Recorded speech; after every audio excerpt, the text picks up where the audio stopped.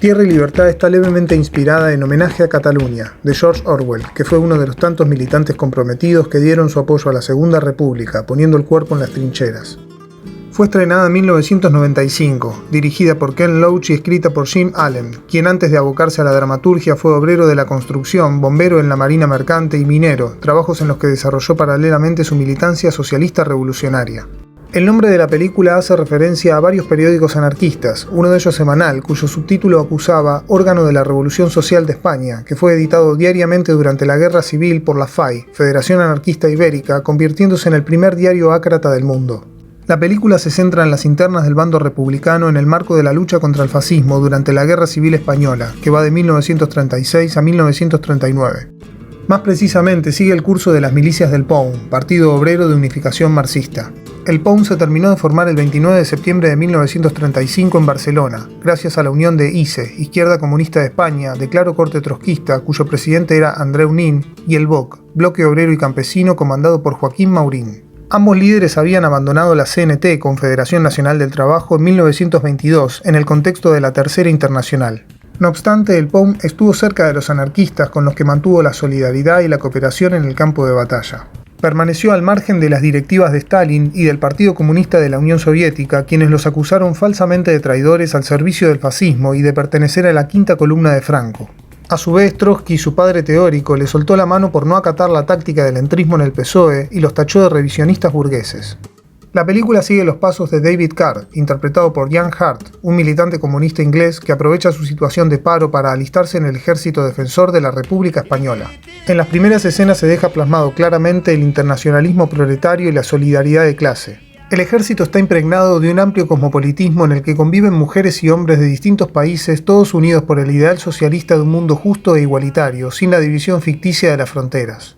Todas las escenas logran reflejar la realidad interna de las milicias, los problemas cotidianos. Una de ellas muestra la oposición que surge entre el orden militar y la libertad de poder criticar los moldes y las formas, cuando el personaje que interpreta Isiar Boyaín se revela ante los métodos de disciplina castrense supuestamente útiles para el combate. Dicha actriz, también directora, es en la vida real la compañera de Paul Laverty, uno de los más asiduos colaboradores de Ken Loach. Entre Boyaín y Laverty han dirigido y guionado respectivamente películas como También la lluvia, El olivo y Te doy mis ojos, esta última sobre la violencia de género. En Tierra y Libertad también se expresan las disidencias existentes dentro de la izquierda misma, los caminos a tomar para llegar en última instancia al mismo fin. Se ven los cambios de bando, las alianzas y las distintas metodologías empleadas. Puntualmente se muestra cómo el personaje de Lawrence, Tom Gilroy, se cambia a las brigadas internacionales alineadas a Stalin, de quien reciben todo tipo de ayuda y armamento. El mismo David, por su formación comunista y ser miembro del partido, se pasa al ejército stalinista, lo conoce desde adentro, forma su propia experiencia y decide finalmente volver con las milicias. En cambio, Lawrence se afianza en su puesto de mando y acaba enfrentándose con los que fueron sus propios compañeros. Esta misma temática Ken Loach la vuelve a abordar junto con Paul Laverty en El viento que acaricia el Prado, de 2006, con Cillian Murphy como protagonista, en donde dos hermanos envueltos en la guerra independentista de Irlanda, a principios de los años 20, después de sortear un montón de obstáculos juntos, de aguantar torturas y sufrimientos, por diferencias metodológicas se ven extremadamente enfrentados. En las películas de Ken Loach, los personajes están bien diseñados, con una línea clara y concreta. Él mismo se encarga de elegir a los actores por su compromiso político. En Tierra y Libertad, los que hacen de militantes parecen verdaderos calcos de lo que es un militante orgánico que responde a la lógica programática de su partido. A su vez, los no actores encajan perfecto en el engranaje de la película, en donde muchas escenas fueron pura improvisación. Una de ellas fue la de la asamblea por la colectivización de la tierra. La escena se rodó con 2 cámaras en una sola toma, como si fuese una reunión verdadera en tiempo real. Cuenta Ken Loach que el señor mayor que compara la revolución con una vaca que va a parir vivió la guerra civil en persona. Cuando Jordi, que preside la reunión, abre el debate, este mismo señor se levanta objetando que el presidente de la asamblea debe ser elegido por los concurrentes, que así no deben ser las cosas y que todo debe ser consensuado. Se le trató de explicar que la reunión era para la película, pero el señor mayor insistió con que el presidente debía ser elegido. Entonces se procedió a una votación y solo así se pudo continuar con la escena. La referencia al repertorio musical anarquista y socialista es constante. Se reproducen canciones como Si me quieres escribir, No pasarán y La Internacional, auténticos himnos de la lucha revolucionaria. En toda la trama se puede notar esa oscilación entre la horizontalidad, la autogestión, en donde todo se dirime en asamblea, y la verticalidad y jerarquización propias de una estructura de partido. La representatividad desnuda su sentido íntimo al exhibirse como vehículo directo a la burocratización y repartición de cargos. Hasta la ministra Federica Montseny declaró que estaba en el gobierno, pero lejos de las calles. Desde el Consejo de Ministros, presidido por Francisco Largo Caballero del PSOE y de la UGT, se bajó la orden de que las mujeres debían permanecer en la retaguardia y relegadas a tareas domésticas como lavar la ropa y cocinar. Fue un paso atrás para ellas, que en un principio compartieron un mismo ámbito con los hombres, en un plano de absoluta igualdad, combatiendo en el frente de batalla.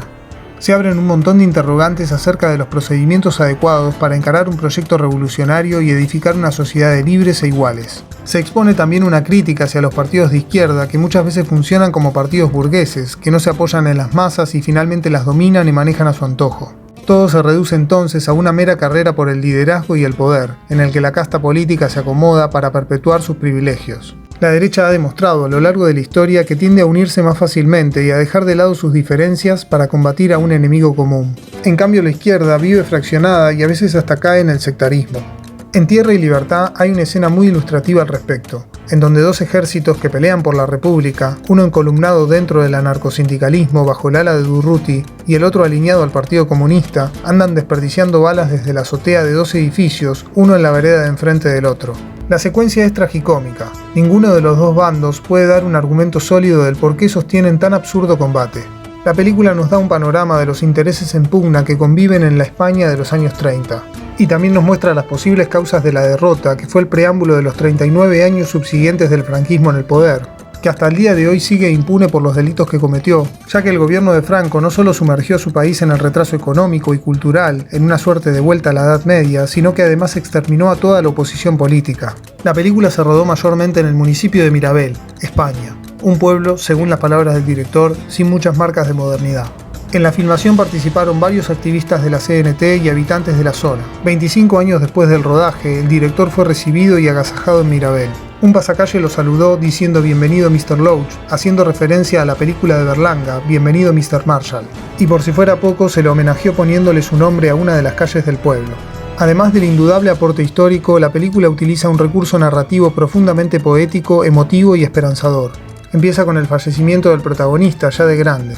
Su nieta, Kim, Susan Maddock, revuelve las cosas de su abuelo y encuentra cartas, todo tipo de correspondencia y recortes de diarios de su época de miliciano. Reconstruye la historia y se compromete en la valiosa tarea de recordar.